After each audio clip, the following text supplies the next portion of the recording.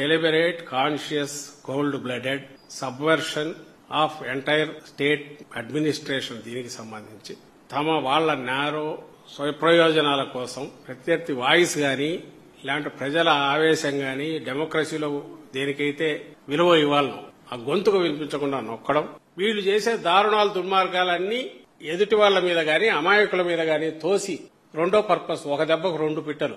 So నేరంలాగా జరుగుతుంది.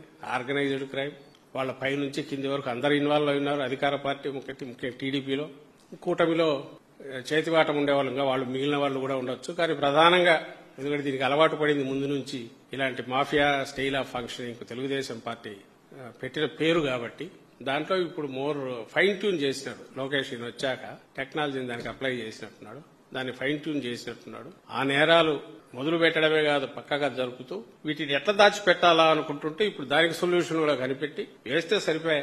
ఎట్లయితే government లో ఉన్నప్పుడు అన్ని వాళ్ళవి లేదా తర్వాత మా మీద వేస్తూ వచ్చారు మేమున్నప్పుడు.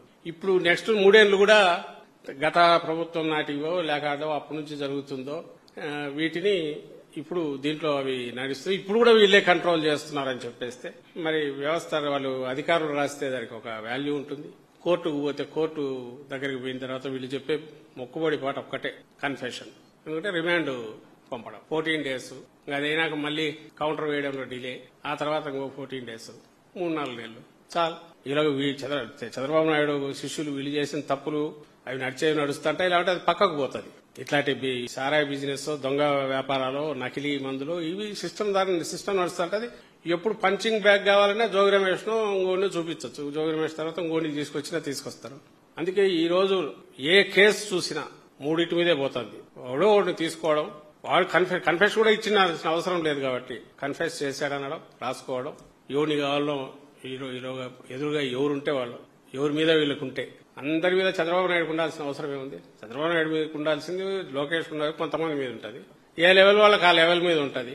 స్థానిక నాయకులు, టీడీపీ నాయకులు వాళ్ళు ఇది ఇంకా కొంచెం ముందుకు పోతే ఎస్ఐఓ, సిఐఓ అతనికి ఎవరి మీద కోపంటే వాళ్ళు వేసుకుంటా పోతుండొచ్చు. ఇన్వెస్టిగేషన్ ఆఫీసర్ కు ఆ మాత్రం ఫ్రీడమ్ లేకపోతే పని చేయలేడనే ఉద్దేశంతో ఏ వెసులుబాటు అయితే చట్టంలో ఇచ్చారో దాన్ని పూర్తి మిస్యూజ్ చేసుకుంటున్నారు.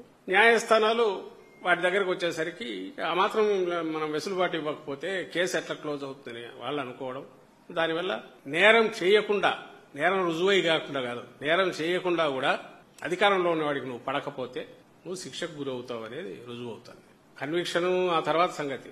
అక్యూజ్డ్ వాడు 90 రోజులు, 50 రోజులు, 60 రోజులు వితౌట్ ఏమి కమిటింగ్ ఎనీ క్రైమ్ దానికి సంబంధించి అన్ అయోట్ ఆఫ్ స్మాల్ ఎవిడెన్స్ లేకుండా ఈ పర్టికులర్ కేసులో అయితే ఆ evidence it is directing towards ruling party.